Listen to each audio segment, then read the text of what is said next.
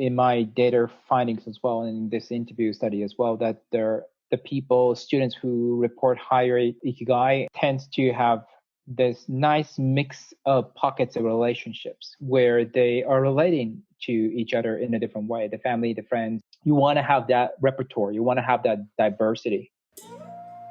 That is Assistant Professor Shintaro Kono of the University of Alberta, and this is episode 17 of the Ikigai Podcast. Find your Ikigai at ikigaitribe.com.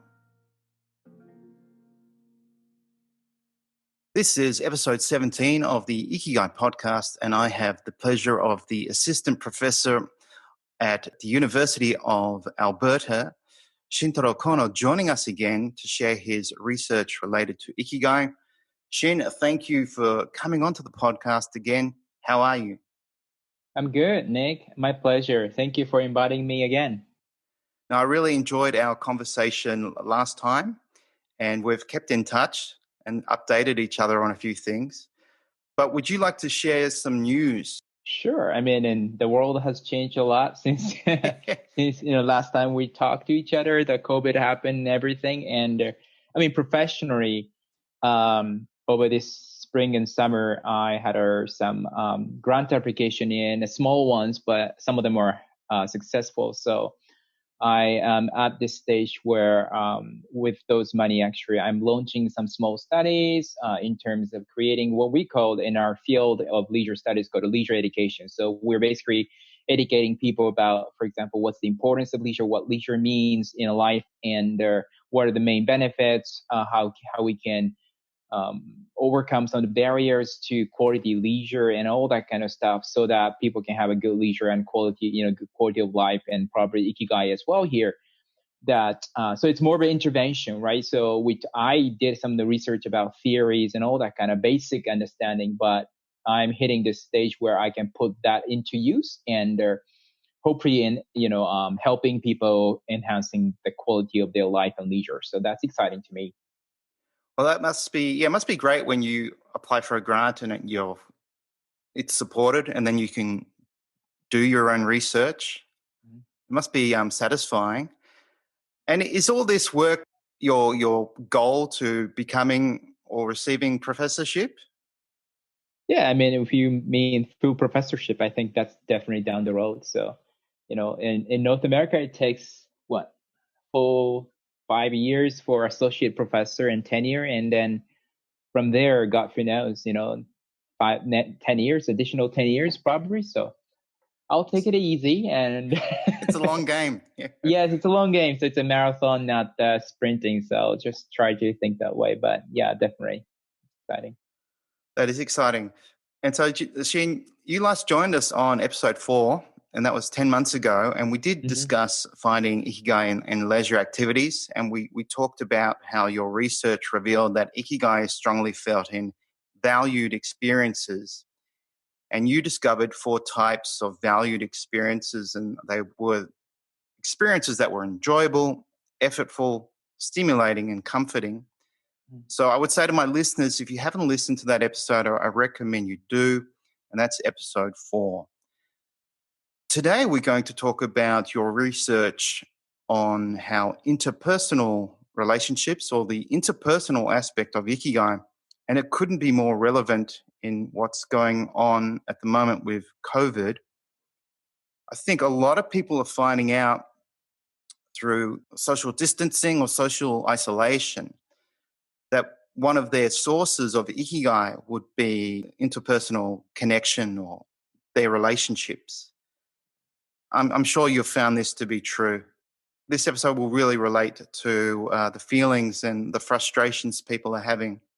Now, Shin, you conducted a qualitative study on how Japanese university students experience Ikigai with a focus on interpersonal relationships. When did you do this study, and how big was your research group?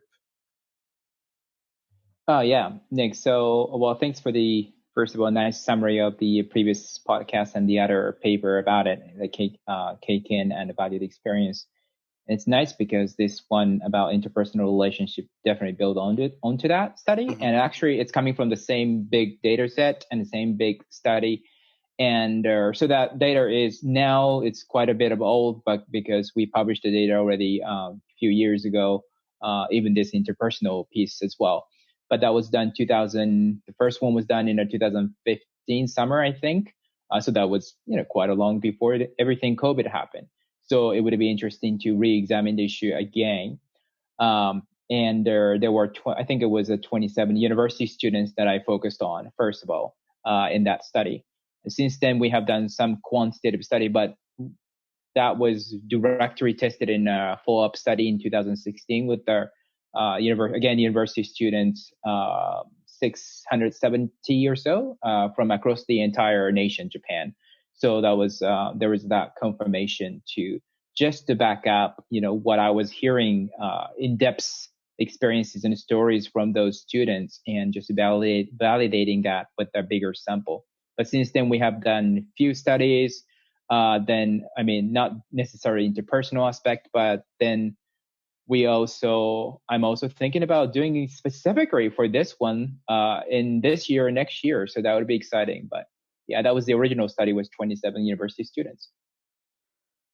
Okay, so of those 27 students, it was quite a process. I mean, it wasn't just a 10-minute survey, was it? There was a process, and you did spend, I think, at least 1 or 2 hours interviewing each student. I think the average was about hour and 45 minutes per person. So if you multiply that by 27, so that's over 2,700 minutes or, so of the interview. And if you put that into transcript writing down, that's thousands of pages of transcript. And later on, I think we're going to talk about our unique method used here, which is called a photo elicitation. So that, I ask students to take photos, pictures, or actually use the pictures they already had that they thought related to their Ikigai. So that helped a lot of I think that increased their reflection on Ikigai and the quality of the discussion we had about their Ikigai.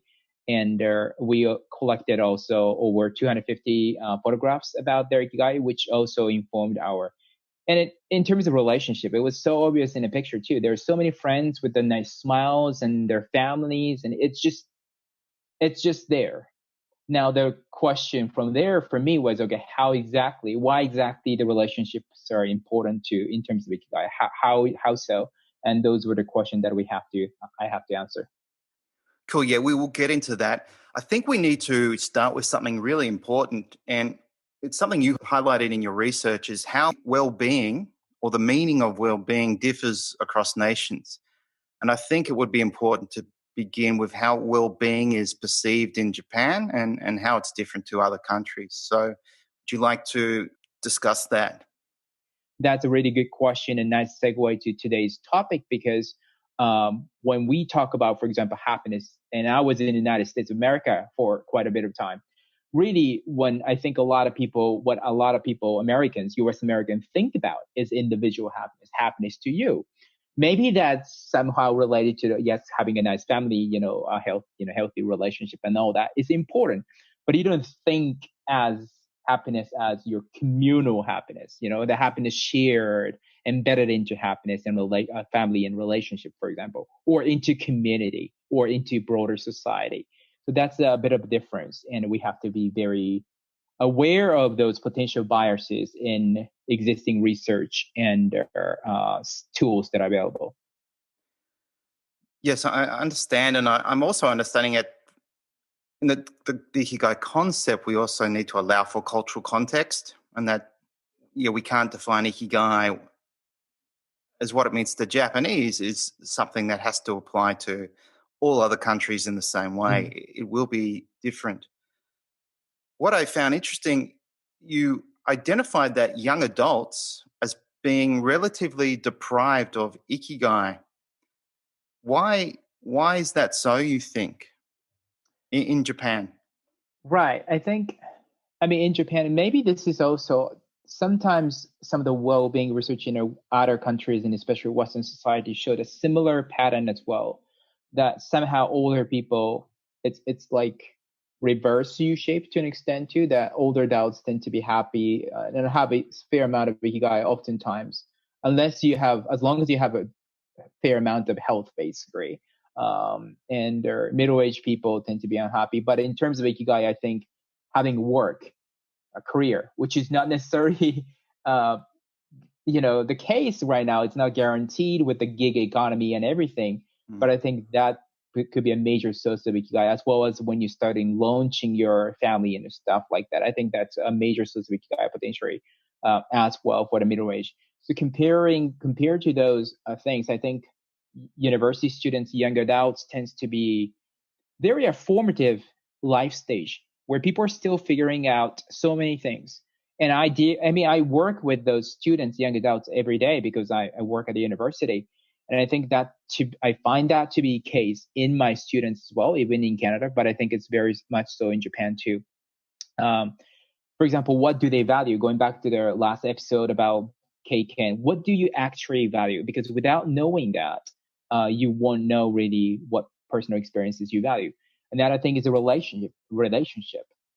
Compared to older and middle-aged adults, there are more young adults and university students who are still exploring their relationship, that they're not necessarily finding good quality relationship that we will talk later on in this podcast. I'm pretty sure, people date and they find that that's not the type of person probably you sort of find a happiness or, ikigai in that type of thing. So I think they're still struggling in that. And also the young adults and the university students, university life particularly, has unique factors such as academic stress, which is known to be pretty strong. Yes. And I feel that as a professor too. And the other thing is, and this is very unique to Japan, which is job hunting. Japan has been notoriously infamous about really high pressure job hunting. We do it as a batch and cohort, and if you miss it, you have to wait on 1 year, basically. And the odds of you getting a job and a good job decreases each year, each time. So really, and there's so many processes that you have to do, so many internship, the different versions of internship that I don't understand because I didn't do it in Japan. So lucky you. that's a lot of stressful. I think those things do not necessarily do well with the Ikigai. I understand. I also wonder if having life experience of 40, 50 years, 60 years, makes you realize what happiness is, let's say, compared to life satisfaction. And so you have all this life experience and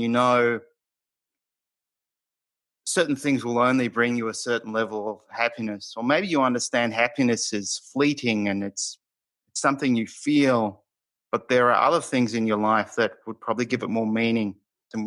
As you say, we have these hopes or fantasies that when we have a date, it's going to be a wonderful experience. And then perhaps we realize, oh, my expectations weren't met, or I don't really know this person. And what you believe will happen won't happen. And then you experience disappointment or dissatisfaction. Right. And I think that's why we see actually sort of like reverse U shape, and especially the J shape that increase toward older adults because of that amount of reflection and life experiences that they can fall back on when they retire from job. They still know that they did achieved a lot in their career, or they did many other projects, or they launched a successful family. Your kids are now successful, whatever that might be. That there are so many things that you can fall back on in terms of meaning and ikigai. And I think that would be a really nice topic for the potentially next episode. If we were talking about the last ikigai theory I created about life directionality. Absolutely. Let's do that. And I have read that, memories can be a source of ikigai and even perceived future, which I find fascinating. I did start reading about it and stumbled upon a word called retro-savoring, where you go back to memories and you feel ikigai-kan in that moment, which is probably something we should do more often, appreciate our memories and kind of, to some degree, relive the experience. Now, going back to your study and what you mentioned earlier is your data collection method was quite interesting. Would you like to go into detail about that?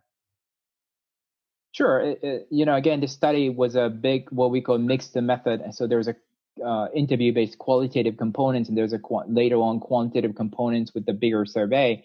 But the first qualitative components with the interview was also coupled with their photo choosing and photo taking sometimes. It's called a photo elicitation. It's started from anthropology, cultural anthropology. It's there in a social science for 50, 70 years probably now. It's very established thing, but sometimes in our field like well-being research, it's not necessarily often used yet.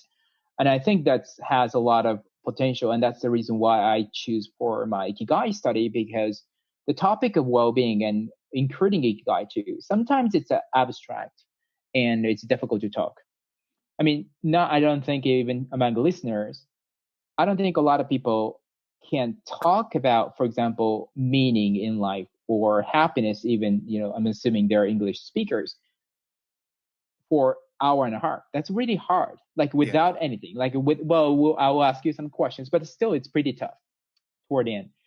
And that would be resolved with their existence of picture. There are something tangible that they can talk about, especially for students. The earlier point about that you're making, that older adults tend to have so many life experiences that they can kind of fall back on. They're used to reflections, that type of things. Maybe young adults, university students don't have that reflective moment yet so many times. And actually, a lot of interviewees said that this was first time for them to actually seriously think about Ikigai in their life. Wow. Really, the process was asking them to choose maximum 10 pictures that they thought related to Ikigai in their smartphone, or they could take several days or a week to take up new pictures that represented their Ikigai. And they would put a title, caption on it. They would describe, when, where, what kind of picture it is and stuff like that.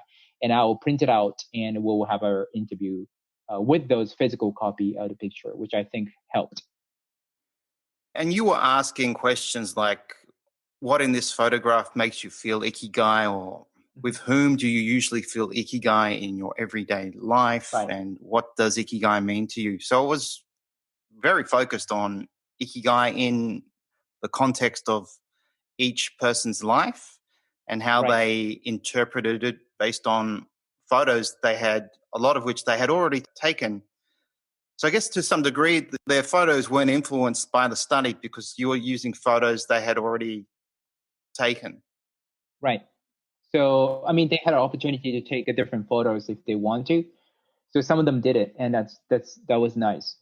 And then we tend to use these open-ended questions, really non-directional questions, because you don't want to, steer the conversation one way or another. And that's very research-wise important component. And that's where the second quantitative big survey came in, to actually validating what I'm finding and what I'm putting forth as a theory. Okay, this interpersonal Ikigai theory, does it actually fit with the data from hundreds of students, so that potentially we can validate that? And it did fit, and it did, the statistical analysis later on in based on a different sample confirmed this. So I'm more confident with it. Yeah, that's what I read. I read through your paper, and your study found that data clearly indicated that close others in the students' lives and their interpersonal relationships with them played a key role in enhancing students' Ikigai. And a word that seemed to pop up in their reports or their conversations with you was this word, ibasho. How would you translate ibasho? I would, and this is the word actually some of their interviewee used, and I kind of took it and made it a basically name of the sub theory here. And I would say it's an authentic relationship. And then what we mean authentic, I think we're going to talk about it in more detail, but you can be who you really are, and they are true to you too. As in the close other people, whether maybe they're friends or family members or whoever that might be, they're also true to you too. And then whatever that they're doing for you, whether it's something that they're saying to you, or you guys are doing something together, or whatever that might be, that their behavior, their intention are genuine rather than a bit of superficial, ulterior motive. I think that's one thing that I wanted to I should have mentioned in terms of Japanese culture and Ikigai, a little bit of unique culture components. And this is not that I have researched on it, but I've read something and the pop culture and, my anecdotal experiences too, that in a collectivistic culture, I think sometimes relationships it's not like we're all together and peaceful and friends and all that. And Nick, probably you can speak to that too. Sometimes there are politics, there are ulterior motives in a relationship. There's a compromises and negotiation. There's, basically, passive negative interactions. There's so many things, and that are basically more complicated in those collectivistic culture because there are more emphasis to the relationship, right? You cannot screw up some important connections because that really matters in terms of your success or whatever that might be. You cannot be basically, oh, I'm awesome, so I'm like I can do whatever with other people. That's just quite not like that. So in those situations, actually, a lot of relationships are not genuine in a true sense. I mean, at least in people's mind. And I think that's something that young adults and also potentially many other people are feeling. And in those culture and social dynamics, I think this ibasho and authentic relationship really shine as in really something that people cherish. Yeah, it's interesting what you've just said because you reminded me of the Japanese concept of, or the phrase of honnin tatemae. Yes. Where tatemae is like a false self or a self you present to the outside world. And is it honnen or honnin? Honne, yes. Honne It's a is your true self. voice, true sound, basically. And So yes, and then that's the tricky part is in many, at least I know Canada and the US a lot, that we consider that type of sometimes lip services and dual sort of like a double standards as a negative thing. We consider that inauthentic. That's not a good thing. But in many collectivistic culture, including Japan, it's just taken for granted. You cannot just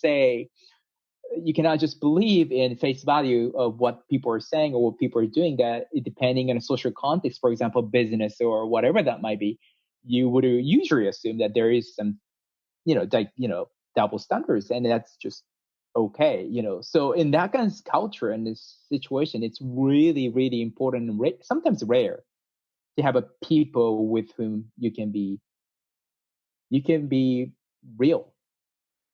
Yeah, it took me a long time to appreciate that concept of honne and tatemae, because I did view it as something negative initially, because I thought, why can't you be your true self all the time? But that's very unrealistic. And I guess in the context of Japanese culture and relationships and how things are done, it's almost like a survival mechanism. Like in some situations, you have to be, you can't be your true self. You've got to almost connect to societal concepts or societal norms. So it's interesting. And I never heard of this word ibasho before. I'm so glad I've stumbled upon it, because it's one of these unique words that in English we don't have a word for. I looked it up and I understand it has a literal meaning of the place to be. Yes. And I guess in the sort of figurative context, it's the place to be, meaning you can be your true self. Yes, exactly. I think the literal meaning and in the Chinese character means place to be or place to exist. And the way it's used more colloquially here and figuratively is that you can be who you really are in those relationships. And sometimes that could be related to tied to physical space and, the school or your room or your home or whatever that might be. But in my analysis, it was the social relationship, interpersonal relationship that stands out. And I think that's what we all want. We all want to be ourselves and be accepted by others, and not be afraid of when we share something or when we offer an opinion.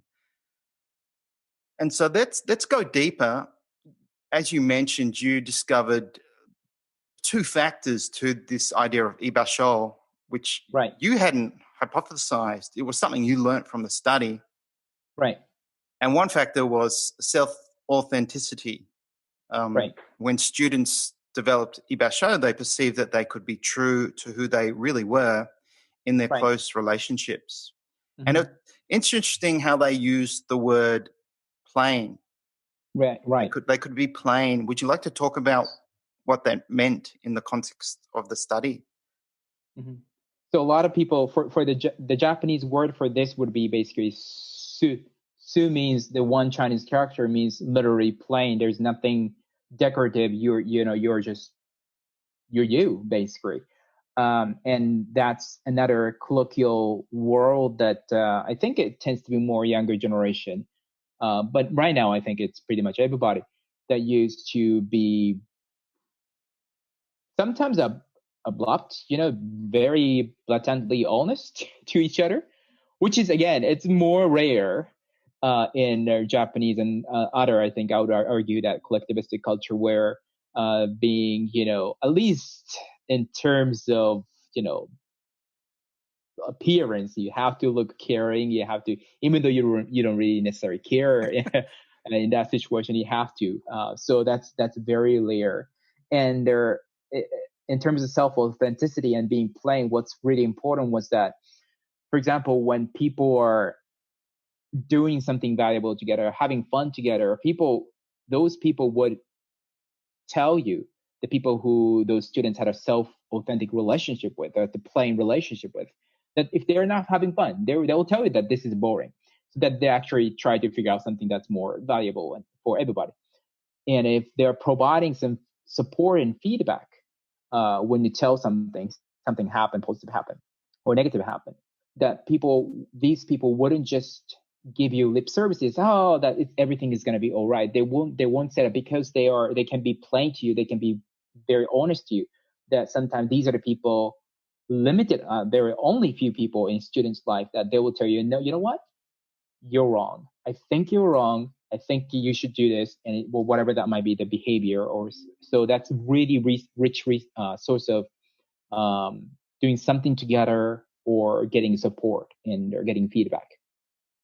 Yeah, it would indicate of your friends or your social group, the people who are truly a friend because they're being honest with you and they're not saying what you want to hear. They're saying, now hang on, what you've said I don't agree with, or I think you're wrong. And I'm telling you because I care about you, genuine care. And this is the second factor that Right. you identified in your study. The perception that, students or friends truly cared about them without consideration of personal gain, and they felt warm and supported. Right. So I think that's the other side of the ibasho, like you said. And if the self authenticity side, the plain side is sometimes you feel a bit of cold in a way, on our surface. It's like, would you say that to me? Did you just say that to me into my face type of thing sometimes. This genuine care is the opposite of it. That makes you feel better, really. And I was struggling. This self-authenticity just stood out to me so clear, and it was so obvious from the beginning.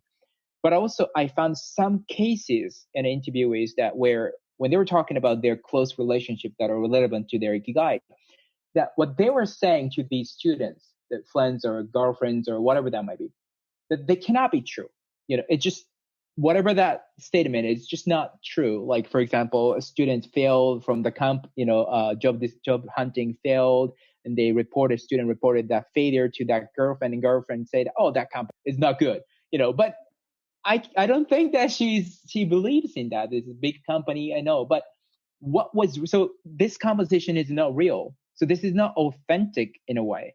But what was real was that her care for his emotion, his well-being, and that was care. So that was real. So really, I had to dig in a little bit and critically think about, okay, is it really anything real here? So people can still say those things. Oh, it's going to be all right, everything.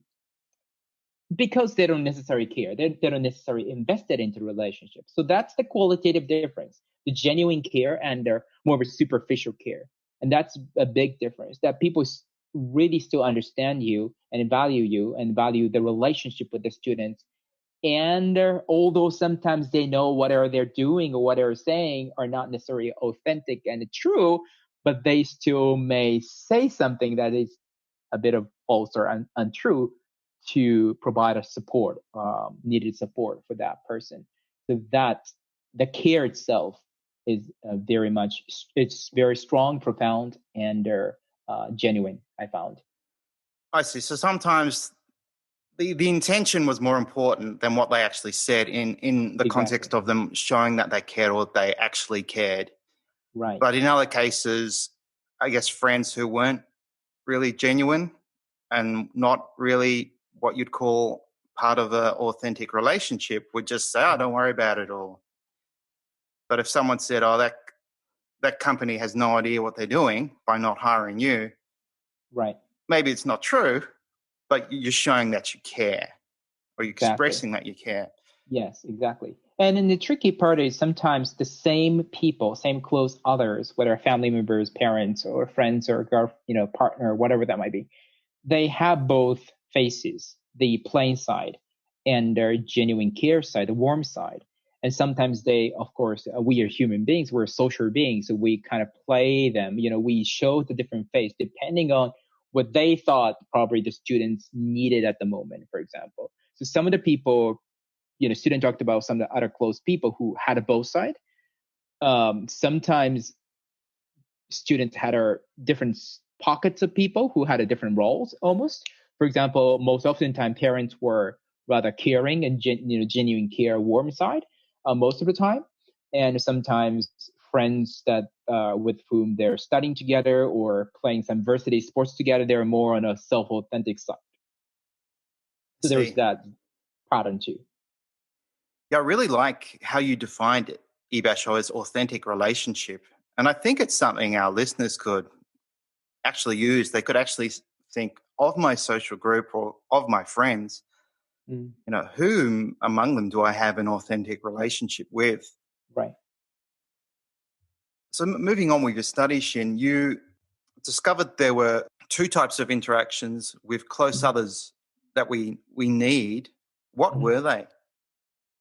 Yeah, so the interaction piece, the action and interaction piece, that's the characteristic of my Ikigai theory, because I wanted to not just understand how Ikigai feels, but what people do and can do to make them and their life more full of Ikigai, basically. And then one of them was what I ended up calling experiencing together.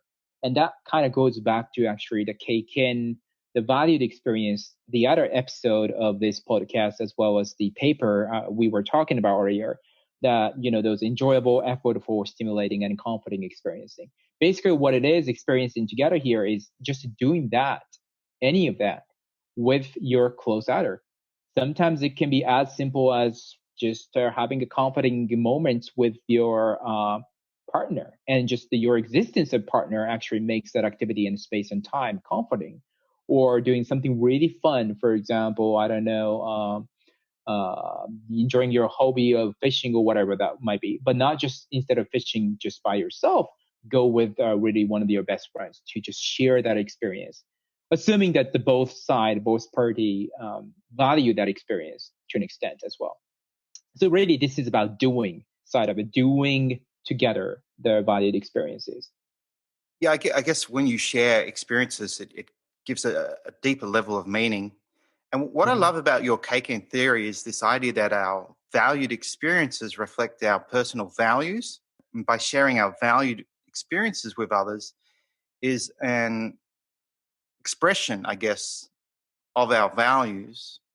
And it's a process of learning our Definitely. friends' values. So it's a Right. experiential process. It's almost experiential intimacy. We're Right. sharing an experience together, and through it, we understand each other. We understand each other's values. Right. This is what we do, right? Isn't it? In terms of many relationship buildings. I mean, for example, in a corporation, we do a lot of team building stuff, and that's basically a series of activity where people started to share and and share values actually with each other. But also, if you think about the dating, of course, which could vary how it looks like across cultures, but we do series of stuff basically. You go watch a movie. What kind of what kind of movie do you like? That's part of sharing value. And I wouldn't probably be marrying someone who loves horror movie because I can't just take those type of movie. But that's just a bit of calibrating each other's personal values to an extent as well. So I think that's what we do in creating a basho. And so the other interaction, would you like to talk about what that was? Yeah, the other one was what I ended up calling communicating experiences to somehow, somewhat distinguish with the first one. The first one, experiencing together, was doing valued experiences together. Communicating is more indirect in a way that you're talking about it, you're reporting it. And that happens, for example, with your students' parents, for example. The parents are sometimes physically living apart, living away, and they will tell them once a week or so, okay, what happened this week? How was my studies going on? What else is going on? And all that kind of, keeping people in a loop. But the key here is that, again, the foundation and the core here is still keiken, the valued experiences. That it's key. It's essential. It's critical to focus your communication on those valued experiences. And of course, other people providing oftentimes support and their feedback and responses to it. For example, one of the students would provide some success story from their part-time job, and the parents go over on the other side of the phone. They go, you can hear that they're jumping and they're hugging or shouting, and that positive feedback and constructive feedback really basically help students to understand that this is valuable thing. And that's very important. Yeah, it is interesting when I read that, and I think, yeah, when we have these moments in our lives where something positive happens or we achieve a goal, we have this desire to share it, and it's Yes. almost as if we're young children again, wanting to tell our parents, like, Yes. Mom and Dad, I did something amazing and I want to share it with you. Because you Yes. probably have certainty that their response is going to be supportive and positive.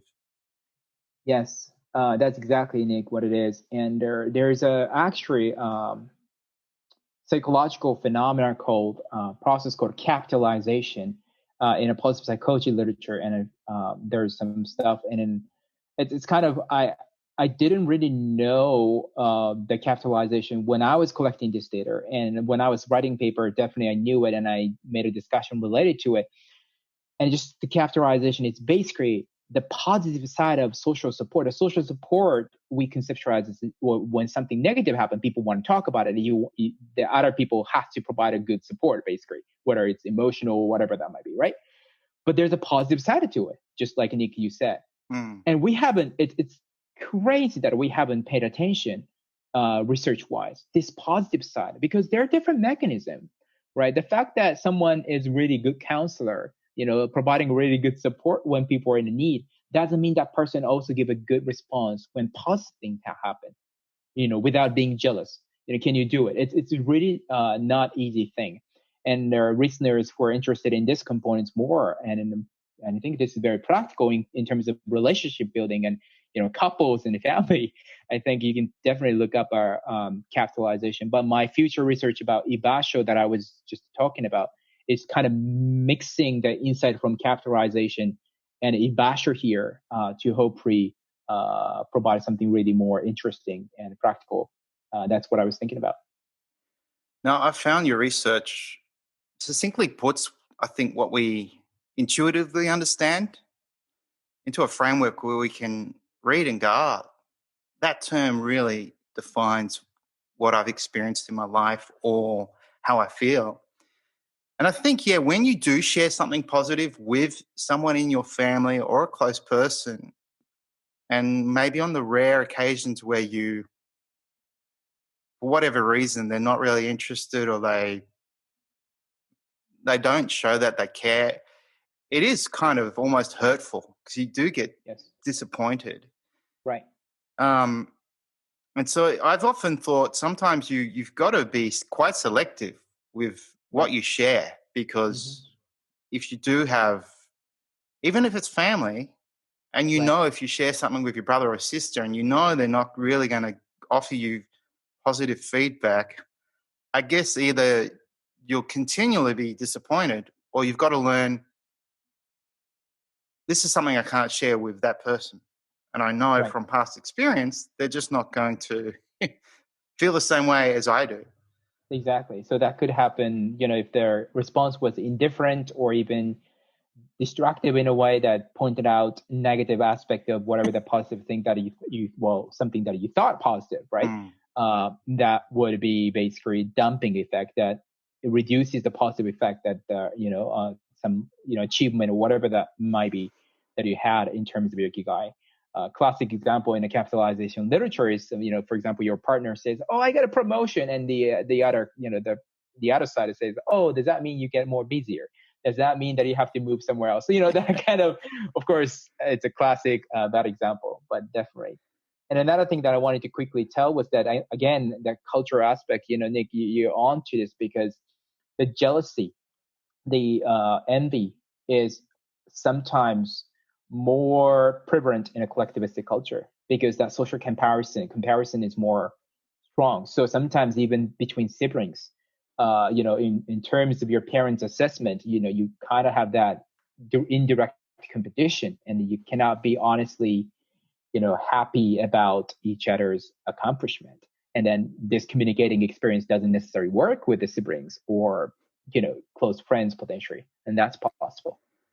Yeah, it's sad that we haven't evolved maybe to a point where regardless of our personal success or situation, we can't be truly 100% happy for others. We do have a tendency to think, oh, what have I done, or what about me? And that will maybe influence our reaction to the good news of other people. What I also found interesting was this need of your students to use the term you use, to Gucci, I guess, and I've attempted to translate it as getting things off your chest. And it was important for students to find someone they could talk to and not really complain, but just get things off their chest, frustrations or negative experiences. Right. How much did that play? Yeah, how much was that evident in your study as an important factor?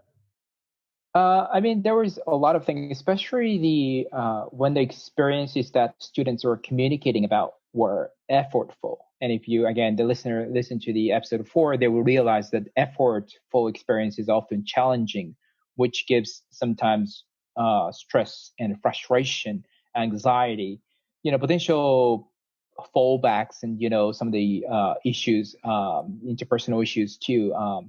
Sometimes as well. So there's a negativity to it, and a negativity is part of the pursuit of Ikigai, according to my theory. Now, it's not a good idea to keep that probably in your mind, and it's really like a coping literature and social support suggests, it's important to somehow communicate, ventilate that, sort of thing.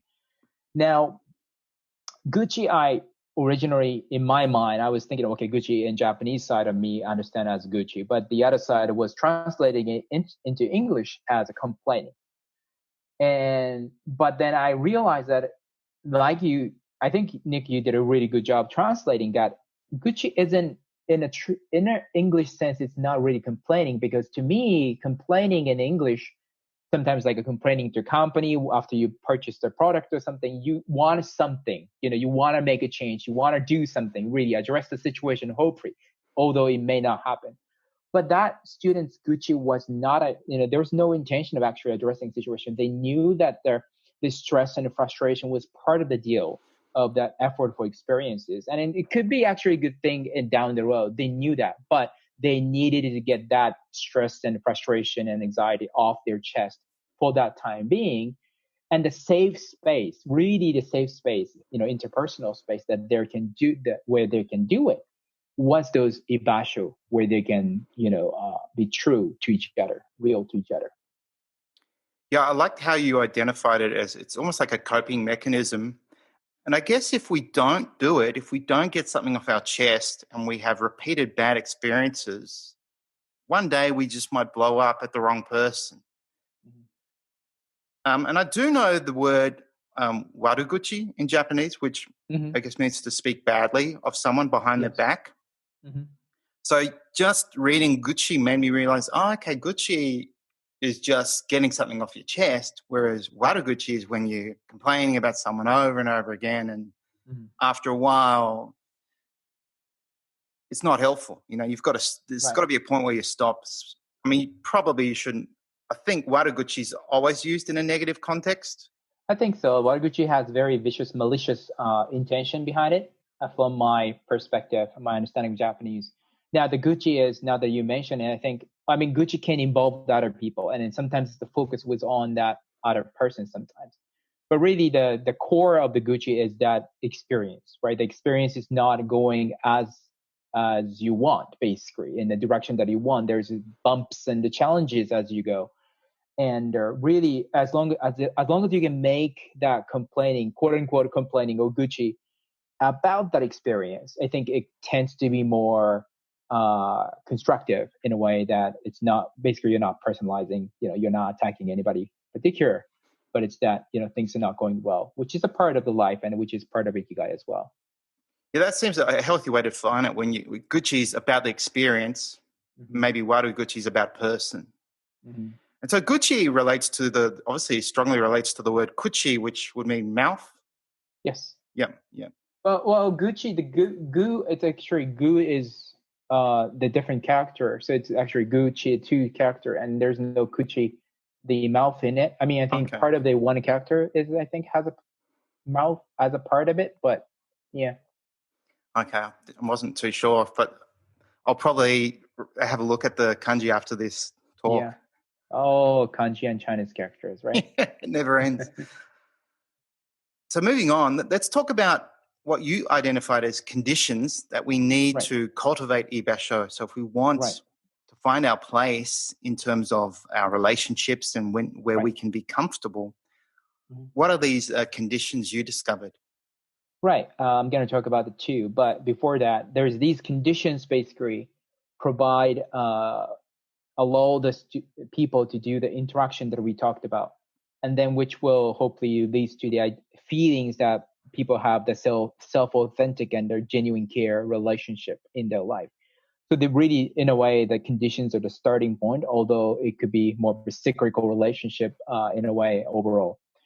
One of the major conditions that I found was this, what I called echoing or echoed values, that just like we are talking about earlier, Nick and you and me, that especially this relates to the experiencing together, that you want to do some valued experiences together. You have to understand that both of you and the other party really value this experience.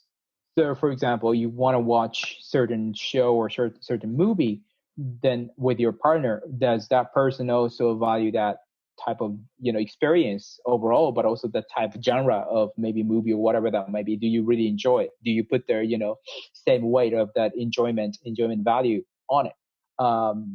Effort, when you and your colleagues, you on the same project, maybe you are more invested than the other party. Then this experiencing together wouldn't work because you are valuing it, but the other party is not. So really sharing that is important. And the students talked about, when they're talking about those photos of other close others and friends and all that, and when I asked about the beginning of their relationship, the close relationship and friendship, oftentimes that was sort of around the moment where they kind of revealed and learn about each other's values are so similar to each other, that they find similar things interesting or enjoyable, or they shared, for example, both wanted to study abroad country X, and that they needed to get their English score to a certain degree, so they really wanted to study harder, for example, although many other students wanted to just get an easy credits. So that's really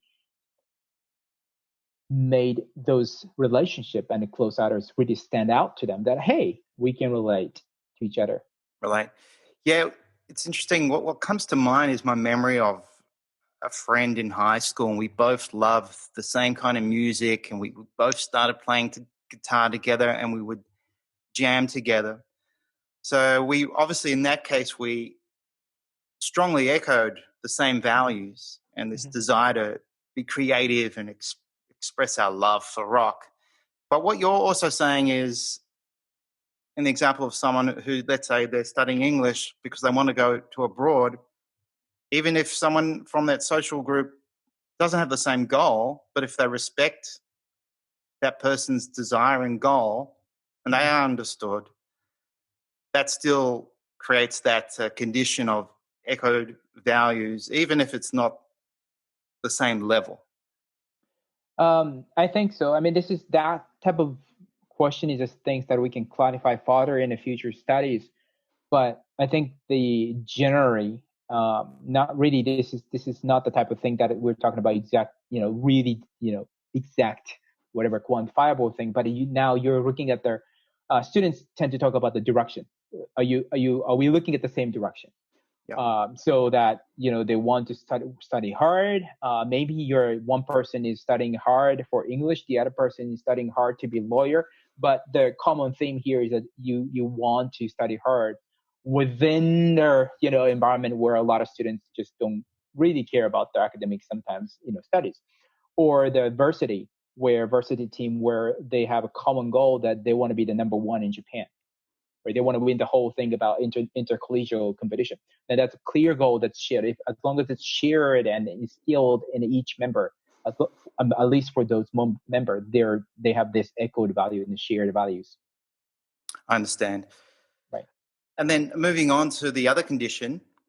Yeah. So the other one that I found was pretty straightforward, but it's a trust and trusting, basically. Well, trust, really, because sometimes communicating, especially the communicating side, communicating experiences, valued experiences, can be a private thing, especially because of certain things that are effortful, which causes again stress, and it makes people vulnerable, really sharing and communicating about that with other.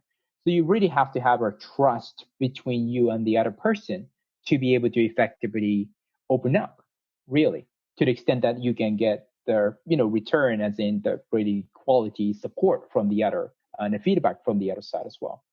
Sometimes it happens in an enjoyable experience in other type of context as well, because some people, for example, found their hobbies or leisure to be a bit of a quirky in a way, that unique, and they don't feel comfortable sharing it unless they feel close to that particular person.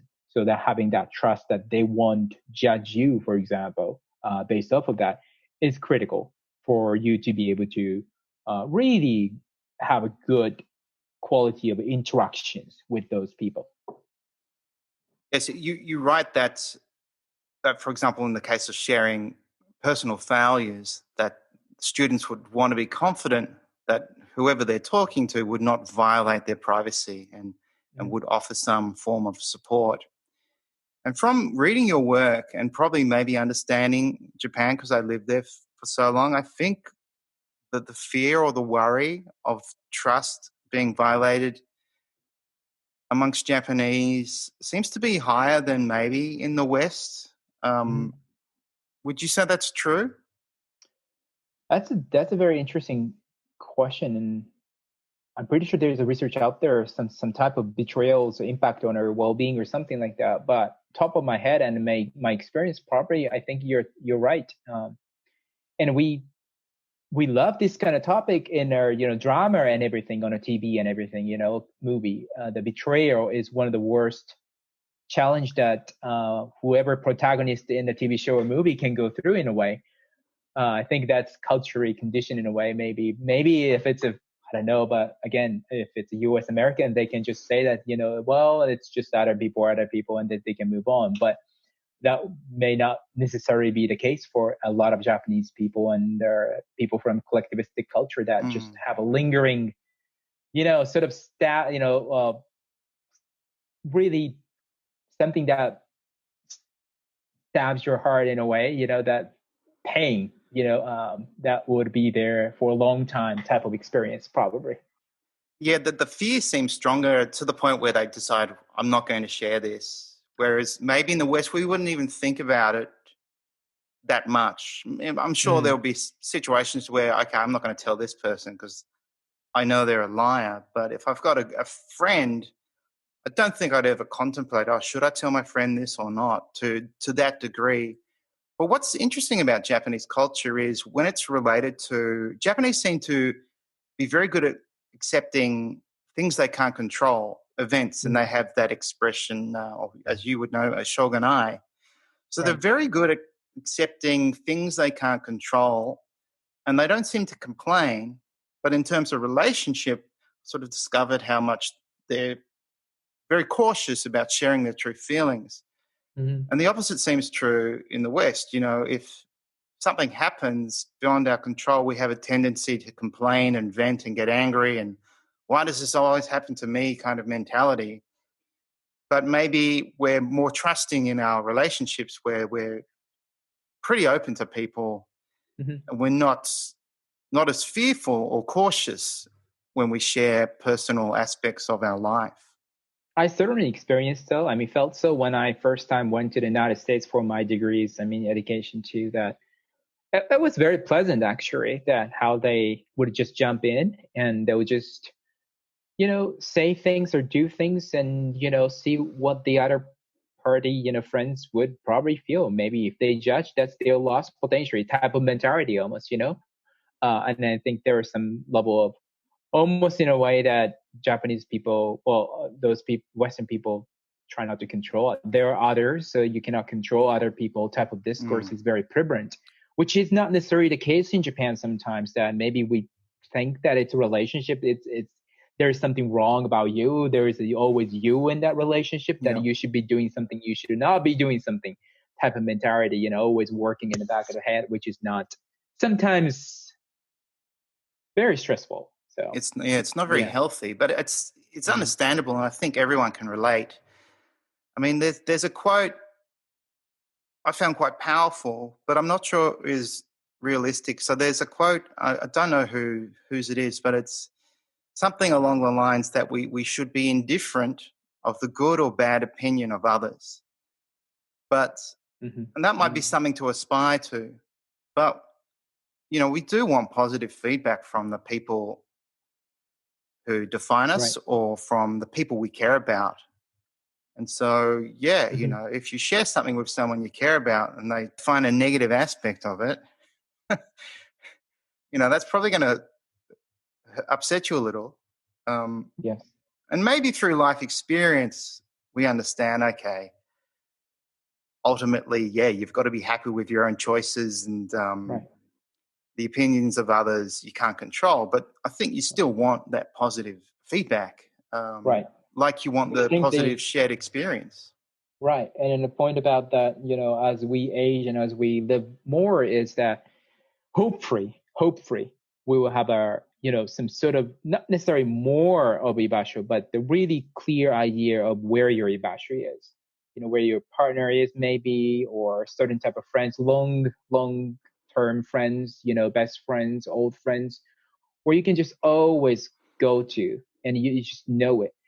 So that's I think something not that's not necessarily clear and available to younger adults. And I think that's one of the reasons potentially, again, in terms of interpersonal relationships, that young adults may struggle in terms of ikigai.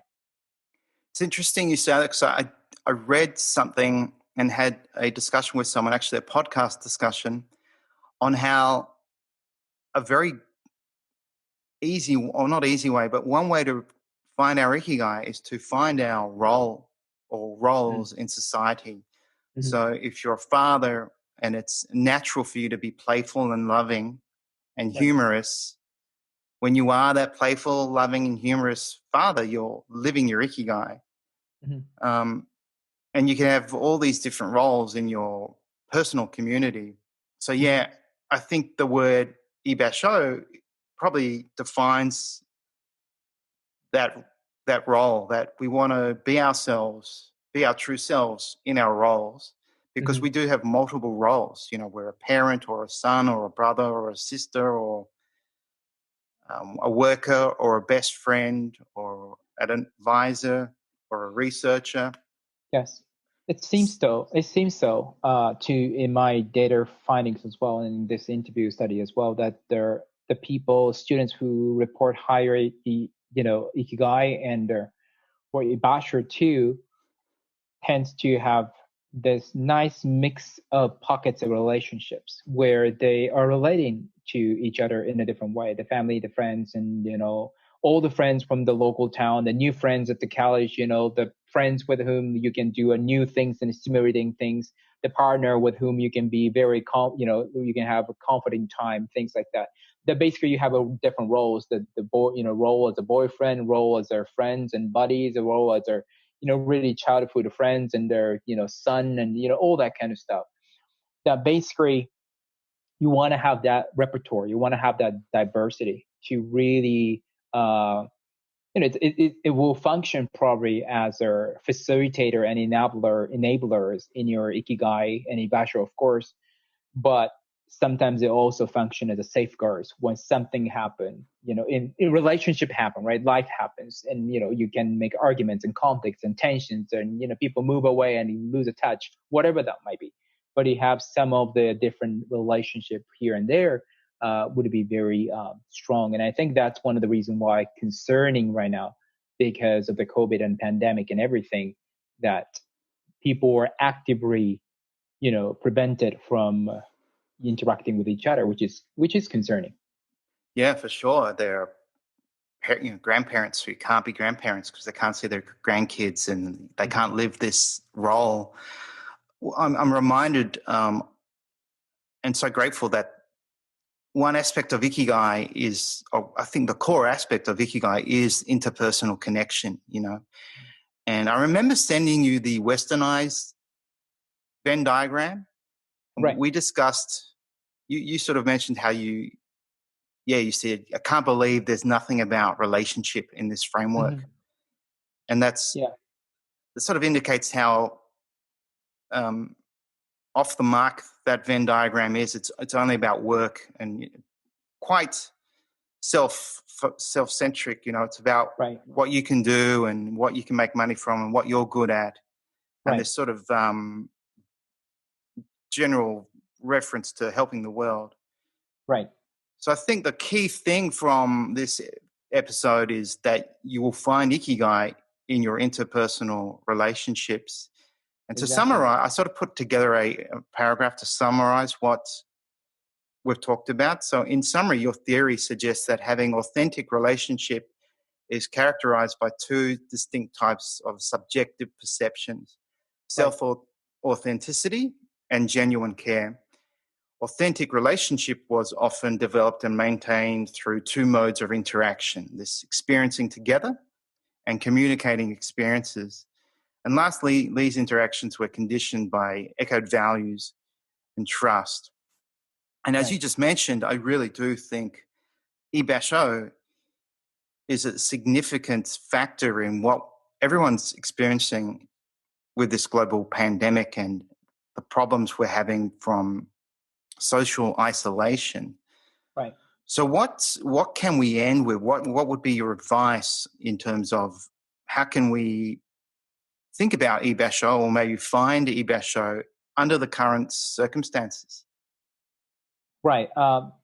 Thank you I think that's a very good question, and I'll address that. And then just before that, the fact that there's interpersonal element to Ikigai, at least, besides that probably Venn diagram, is not a new news. It's not news, really. A lot of other Ikigai researcher coming back, tracing back to Mieko Kamiya, the Ikigai research pioneer. She already talked about, for example, need for what she called hankyo, which I translated as resonance, but really kind of like a sharing mutual relationship.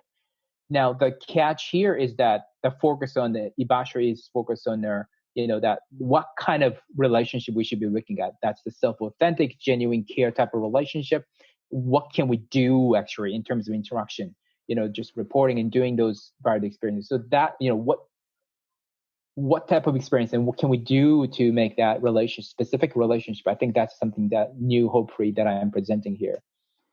And in terms of COVID, really, I think the catch is that there are a few things. It's definitely difficult in terms of Ibasho. And I think that's where I think this Ibasho is the element and aspect of Ikigai that's really COVID is really having a negative impact on. And there are a few things. First of all, it's important to realize that we didn't really talk about the quantity of relationship, how much of time you have to spend and how many people, how many connections do you have to have, how many relationships you have to have. Really what I'm seeing is the quality that more matters. Even if that's one person or 2, 3 person, handful person in your life, but you can maintain a good relationship. That's going to help your Ikigai. That's going to probably help your mental health in this difficult time as well. So knowing that is very important. And obviously, some of the interviewees that I talked to, the students, they had actually sort of like a remote relationship, distant relationship with their close outer they're talking about. Sometimes their friends from their local town were, like thousands, hundreds of miles away. Yeah. The parents are oftentimes hundreds of miles away. So they made it work in terms of communicating through this type of technology, Zoom or, everything, as well as, occasionally having, depending on vacation time and break time, be able to see each other, of course, which will has to happen now with the caution, but by limiting the relationship and occasions and selecting activity carefully, we could still do some of those activity within the safety measures as well. So knowing that, using those technology tool, as well as activity and considering those activity in policy, I think we can do that. And when you do the activity you're selecting, okay, can you select something that both really genuinely value? So I want the people to have that discussion. Okay, so I like this activity. I like, for example, I want to go to Hawaii. Hawaii. We can't really go to Hawaii, but I want to go to the beach. I want to do the surfing because I'm an active person. But the other person is not necessarily value that. Okay, you really want to consider that activity, and also you could find hopefully in different experiences. You can find Ibasho hopefully as well. You can also find a potentially new Ibasho with their technologies and internet potentially as well. And I think there are a lot of people out there who are looking forward to it. That, for example, I think here leisure is such a strong thing because there are so many online fun groups who like, for example, certain activities, certain genre of whatever that might be, or anything. So really connecting to those people, starting maybe online, but eventually it may become more one-to-one, more close relationship. But I think leisure is such a great thing because compared to work, which you may or may not actually value, because sometimes that's something that you have to do. But leisure is, you won't do it if you don't like it. Yeah. The fact that you like it, you value it, you cherish it. So that it's really direct path to finding someone who also share the value, close value, going back to the echo value. Really going through some of those networks and clubs, association on both online and offline, doing something project-wise, doing something like a project, which often led to the trust because that you can trust the other party through something challenging, something that you have to kind of put the effort into, which usually helps in terms of developing relationship as well. So I think those are some of the tips that I can potentially provide in terms of hopefully maintaining, and of course I know it's difficult, but creating finding Ibasho in your life.